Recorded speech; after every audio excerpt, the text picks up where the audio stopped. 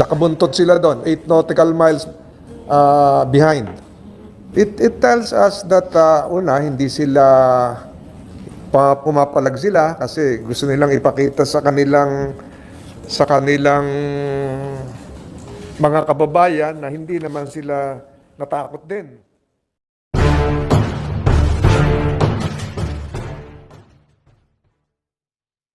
Nothing to brag about. I think that was evolving when I mentioned that last year, February 2023, to be exact. And it's nothing to brag about. I think it's really one needed, and it will be a necessary consequence of our adherence to international law. Kasi yung UNCLOS, kahit saan natin pagbali-baliktarin, Article 123 of UNCLOS encourages states to cooperate in the conservation and management of living resources in the high seas, and Article 94 of UNCLOS states that it is the duty of states to cooperate in the maintenance of peace, security, and good order in the oceans. Maintenance. Article 94 of UNCLOS states that it is the duty of states to cooperate in the maintenance of peace, security, and good order in the oceans. Yung ginawa kahapon, that's part of it. Yung pagsasama-sama, pagsasanib-sanib ng dalawang destroyer, isa buhat sa Australia, isa buhat sa Japan, dalawang barko ng Pilipinas at yung USS Mobile. Ito na yun. Ito na yun. And I think this will be a regular occurrence. It is not just a one standalone military patrol exercise. So when you say regular, it's going to be parang a regular thing also with or without an exercise. Na may mangyayari magpapatrol sa karagatan. Ganun ba yun? Ibig sabihin ng regular, magiging hindi ito minsanan lang. Magkakaroon pa ng mga pagpapatrol kasama ang Australia and Japan. And of course, yung US lagi naman nandyan.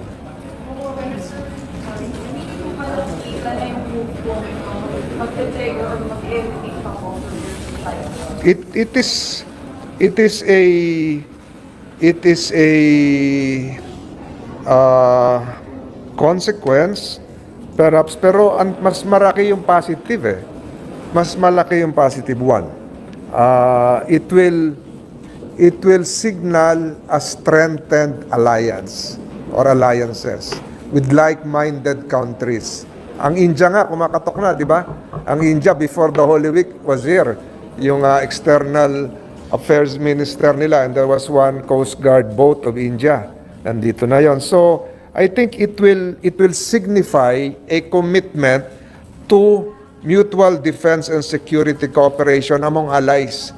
So, mas titibay yung diplomatic ties natin doon sa mga defense allies natin na kasama po sa UNCLOS. Number 2, it will signal a strong deterrence na hindi tayo basta-basta kayang mabuli.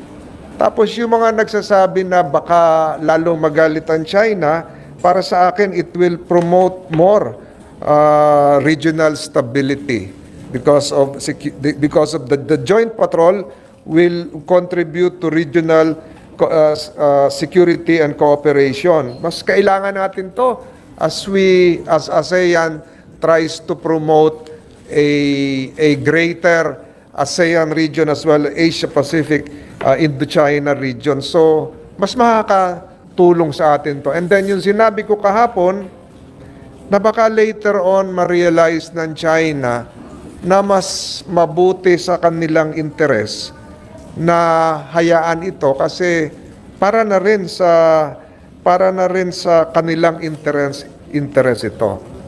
Pero on one hand, nagsagawa rin ng sarili ng inyong maritime exercise. Nakabuntot sila doon, 8 nautical miles behind. So what does it tell us? Kung meron kanya, meron din ako dito. It tells us that una, hindi sila pumapalag sila kasi gusto nilang ipakita sa kanilang mga kababayan na hindi naman sila natakot din. Subalit ganun talaga yan. Let me tell you something. Noong araw nagkaroon ng dispute ang China and Russia. 1991 yan, 1991. Russia and China border dispute yan. Nagkaroon ng skirmishes, tuloy din ang patrol ng Russia sa boundary nila, tuloy din ang patrol ng China. Natapos sila 2004 with the signing of the Sino-Soviet Border Agreement. Treaty on Good Neighborliness and Friendship, 2004. At merong isang malapit-lapit sa atin na ganyan din. Nagkaroon din ng maritime dispute ang Indonesia and Malaysia sa Celebes Sea. Ito yung Ambalat area, yung pinag-aagawan nila gas and oil. Napakahabang panahon na nagtatalo sila. But then again, in 2009, they were able to resolve the dispute. Nagpirmahan din sila ng isang kasunduan. Meron ding dispute ang China and Vietnam. Ang haba rin. 1979, nagbarilan pa sila. So nagtapos sila ng 1999. After 20 years, they signed a land border treaty, China and Vietnam. So kita niya yung haba, 2 decades. So ang nakikita ko rito, kahit ginagawa natin ito, yung Joint Maritime Patrol, Maritime MCA ang tawag ngayon, Maritime Cooperative Agreement, dapat tuloy din yung diplomatic engagement natin. Dapat makipag-usap din tayo sa kanila. Subalit, dapat palakasin natin yung alliances natin at yung binanggit ko 2 weeks ago, even with non-defense treaty allies, Norway, the Netherlands, sama na natin ang Chile. Ngayon nyo lang marinig yung Chile, isama natin ang Chile. Kasi ang Chile, malaki rin ang coastal area niyan. So para sa mga marine and scientific research.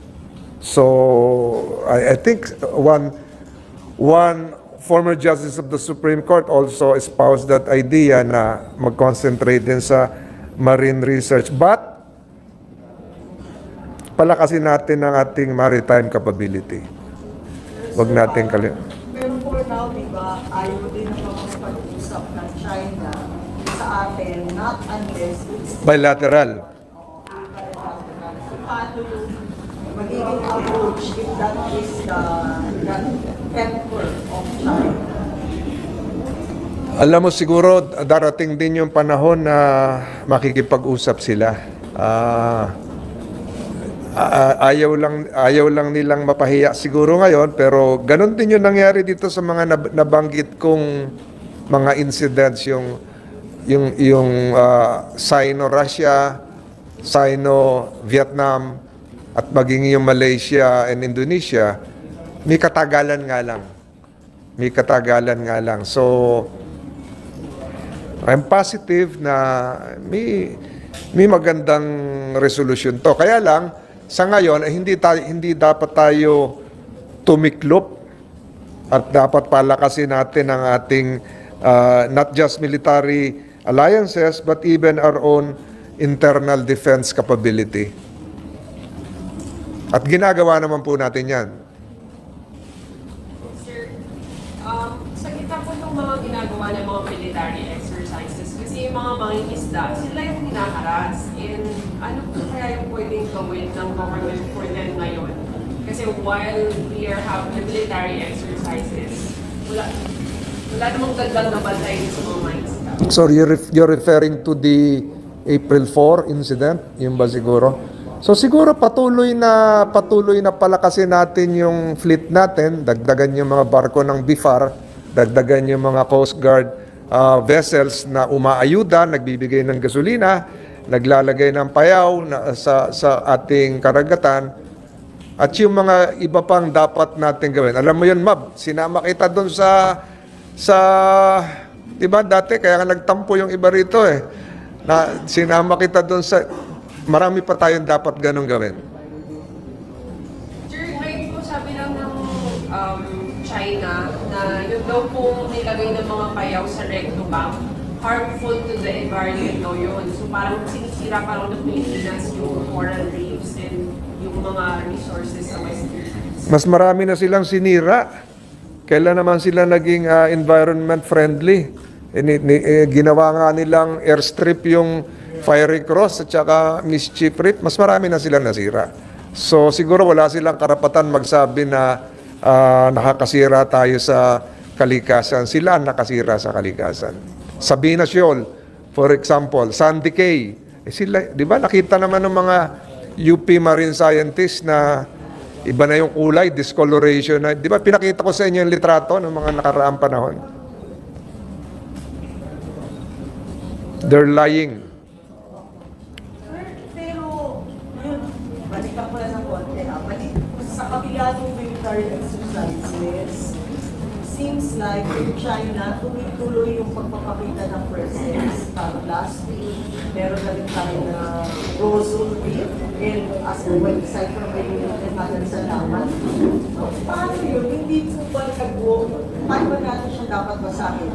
Hindi nag-worsen ang conflict or talagang it's getting worse? Sa akin, ang na-highlight kasi ngayon yung pagpapakita ng Pilipinas na hindi tayo titiklop. We are not ready to succumb to the pressure coming from the People's Republic of China. So, hindi ito na-highlight ng mga nakaraang panahon Kaya natin nasasabing na-aggravate kasi ngayon tayo nagfe-flex ng ating kaunting muscles, katulong yung mga kaalyado natin. So, I don't think that it has been aggravated. Siguro ang dagdag lang dito yung water cannoning nila at saka yung patuloy na pag-exercise ng dangerous maneuvers. Pero ganun pa rin Kaya sa akin, stay the course. Sir, sundot lang. Pero have we seen the worst case scenario or we are about to see or expect the worst scenario from China? Yung mga nabanggit kong incidents kanina, umabot sila ng worst case scenario Yung border skirmishes ng China with Russia, yung Vietnam, China, nagkaroon ng putukan doon So siguro kung magkakaroon ng worst case scenario, baka malapit-lapit na sa armed violence more than water cannoning, wag naman mangyari because that would invoke the Mutual Defense Treaty. So maingat din ng China.